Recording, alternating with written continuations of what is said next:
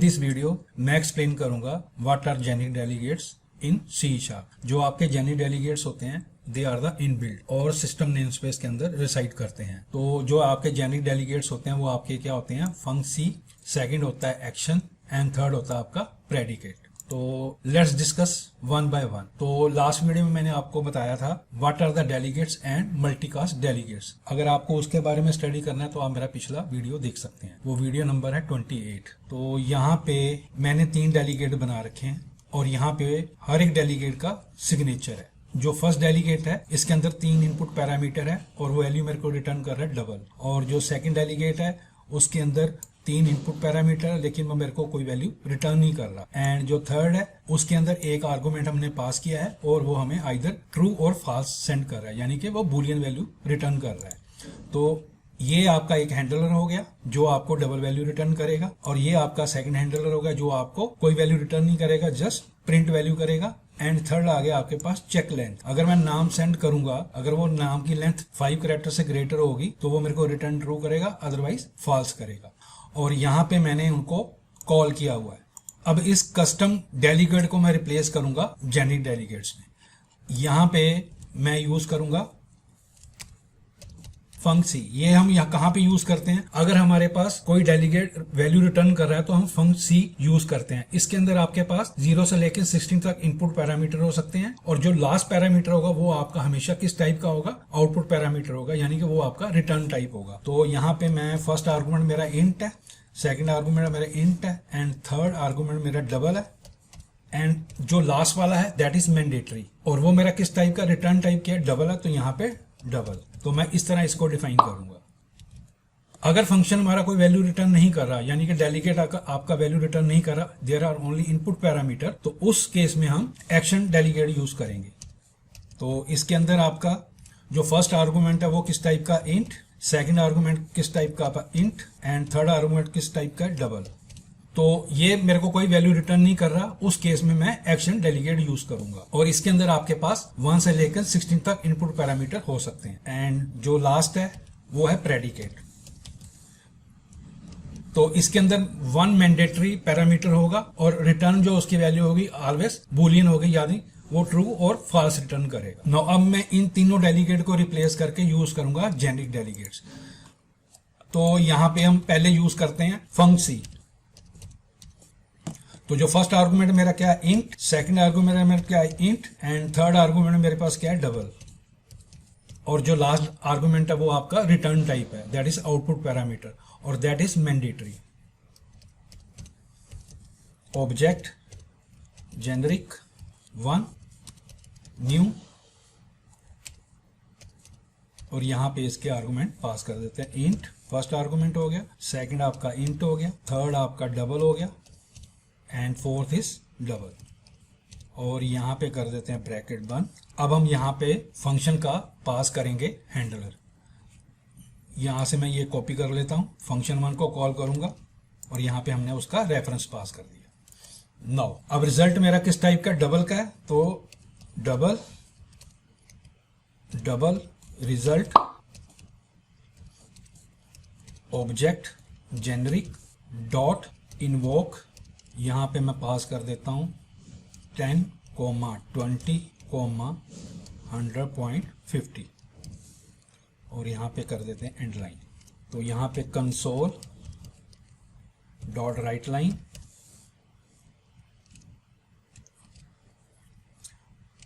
Double result और यहाँ पे प्लस डबल रिजल्ट। अब हम इसको कॉल कर रहे हैं जेनरिक यूज करके। अब मैं इसी को कॉपी कर लेता हूं और यहां पे मैं, अगर मेरा मेथड कोई वैल्यू रिटर्न नहीं कर रहा तो मैं उसकी जगह क्या यूज करूंगा, एक्शन, एक्शन डेलीगेट, और इसका नाम भी रख देता हूं एक्शन डेलीगेट्स। और ये वाला रिटर्न टाइप इसको कर देते हैं डिलीट, और यहाँ पे इसको कर देते हैं डिलीट, और यहाँ पे हैंडलर मेरा को आ जाएगा 2, यहाँ से इसको कर देते हैं डिलीट क्योंकि हमने आउटपुट नहीं दिखानी, और ये भी हम कर देते हैं डिलीट। और इसका नाम रख देते हैं 2 और यहाँ पे 2 और इसकी वैल्यू देते हैं 200। तो जो एक्शन डेलीगेट्स है उसके अंदर आपके पास कोई आउटपुट पैरामीटर नहीं होता, तो यहाँ पे हमारे पास 1 से लेकिन 16 तक इनपुट पैरामीटर हो सकते और यहाँ पे हमने मेथड का रेफरेंस पास कर दिया। नाउ थर्ड होता है हमारे पास प्रेडिकेट। इसके अंदर 1 इनपुट पैरामीटर इज मैंडेटरी, तो यहाँ पे मैं predicate string object generic 3 new predicate string और यहाँ पे मैं पास करूँगा डॉट चेक लेंथ। तो ये मेरे को रिटर्न क्या करेगा, आइदर ट्रू या फॉल्स। तो यहाँ पे मैं लिखूंगा Boolean B result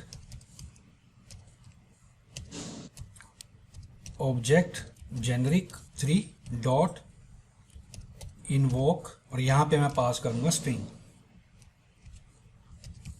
Rakesh Kumar.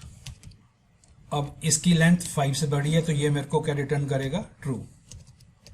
और यहाँ पे मैं इसको कॉपी कर लेता हूँ और यहाँ पे रख देते हैं और यहाँ पे हम कर देते हैं बूल रिजल्ट बूल रिजल्ट। तो फर्स्ट वाले में मेरे पास क्या आउटपुट आएगी, 130.50 230.50। अब मैं इसको कंट्रोल F5 से रन करता हूं।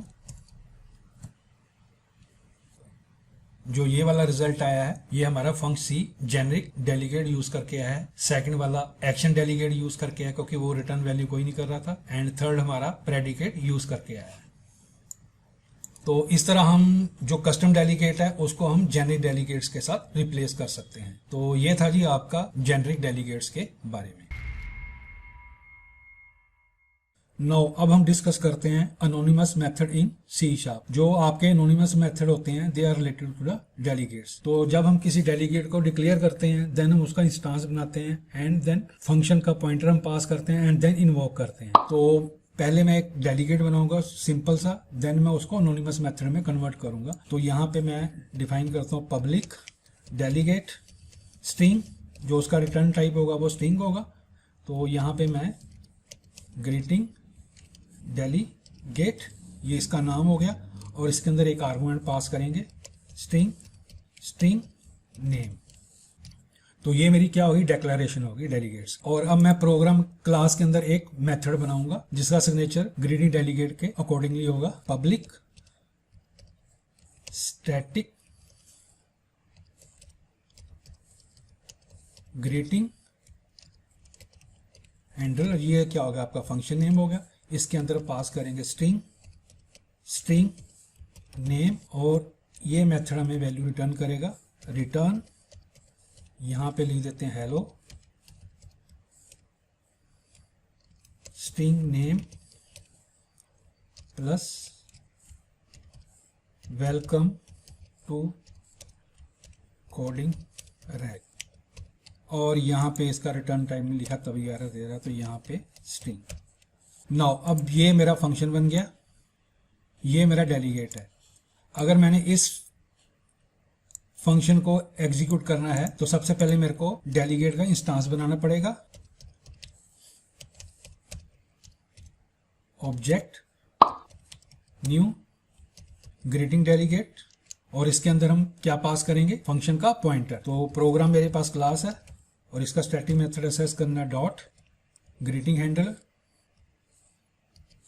तो यहां पे मैं लेता हूं रिटर्न टाइप स्ट्रिंग मैसेज और यहां पे ऑब्जेक्ट और इसके अंदर हम पास कर देते हैं स्ट्रिंग राज कुमार और यहां पे console dot right line and यहां पे स्ट्रिंग मैसेज। अब अगर इसको कंट्रोल F5 से रन करूंगा तो ये मेरे को hello Rajkumar welcome to coding rack output दे देगा। तो यहां पे उसने मेरे को ये वाली आउटपुट दे दी।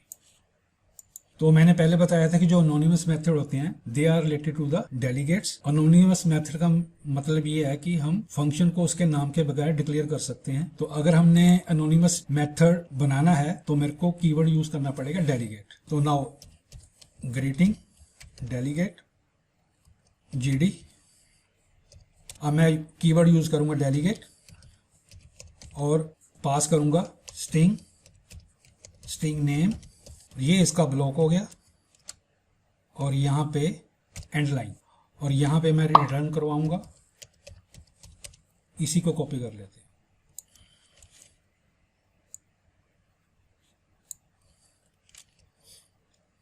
और यहां पे मैं स्ट्रिंग मैसेज, अब डेलीगेट को मैं कॉल करूंगा, डॉट इनवोक से भी आप कॉल कर सकते हैं, और यहां पे मैं डाल देता हूं राकेश और कंसोल डॉट राइट लाइन।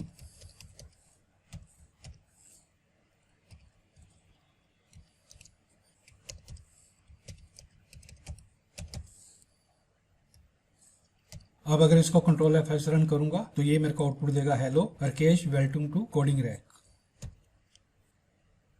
तो उसने मेरे को ये वाली आउटपुट दे दी। ये कॉल किया था अनोनिमस मेथड अकॉर्डिंगली। तो जो आपके अनोनिमस मेथड होते हैं विदाउट नेम होते हैं, यानी कि हम उसको कोड और ब्लॉक में राइट कर सकते हैं। सेकंड जो अनोनिमस मेथड होते हैं, अगर आपका कोड इज वेरी स्मॉल तब हम उनको यूज करते हैं। और जो अनोनिमस मेथड होते हैं वो आपके वन टाइम ही यूज होते हैं, मल्टीपल टाइम यूज नहीं कर सकते आप। तो अगर आपका मेथड का कोड छोटा है तो हम अनोनिमस मेथड यूज कर सकते हैं। अनदर इंपॉर्टेंट पॉइंट, जो अनोनिमस मेथड होते हैं उसके अंदर गो टू नहीं यूज कर सकते, कंटिन्यू नहीं यूज कर सकते एंड जंप स्टेटमेंट नहीं यूज कर सकते। तो ये था जी आपका अनोनिमस मेथड के बारे में। नो, अब हम डिस्कस करेंगे lambda expression in C sharp. जो आपके लैम्डा एक्सप्रेशन होते हैं they are the shortest form of the anonymous method in C sharp. तो लैम्डा एक्सप्रेशन, तो अब मैं इस अनोनिमस मेथड को लैम्डा एक्सप्रेशन में कन्वर्ट करूंगा। तो मैं इसको कर लेता हूं कॉपी और यहां पे कर देता हूं मैं पेस्ट, और इसका नाम रख देते हैं 1, यहां पे कर देते हैं 1। नाउ इसको कर देते हैं डिलीट कीवर्ड को, और ये यहां पे स्ट्रिंग को भी हम डिलीट कर देते हैं। तो जो स्ट्रिंग नेम है वो क्या हो गया, आपका इनपुट हो गया। और लैम्डा एक्सप्रेशन में मैं इसको इक्वल ग्रेटर देन यूज करूंगा तो ये आपका क्या बन जाएगा, लैम्डा एक्सप्रेशन बन जाएगा। तो ये वाला जो आपका है इनपुट है और ये आपको आउटपुट रिटर्न करके देगा। और यहां पे मैं लिख देता हूं Mukesh. Now this is the shortest form for the anonymous method. अब मैं इसको कंट्रोल F5 से रन करूंगा तो ये मेरे को आउटपुट देगा hello Mukesh welcome to coding rack. तो उसने मेरे को यहां पे आउटपुट दे दी hello Mukesh welcome to coding rack. तो जो आपके लैम्डा एक्सप्रेशन है they are heavily use in LINQ. तो जब लिंक क्यू का एक प्रॉपर वीडियो बनेगा तो उसके अंदर लैम्डा एक्सप्रेशन के बारे में फुल्ली एक्सप्लेन करूंगा। ये था ये आपका जेनी डेलीगेट के बारे में, anonymous method in C sharp and lambda expression in C sharp.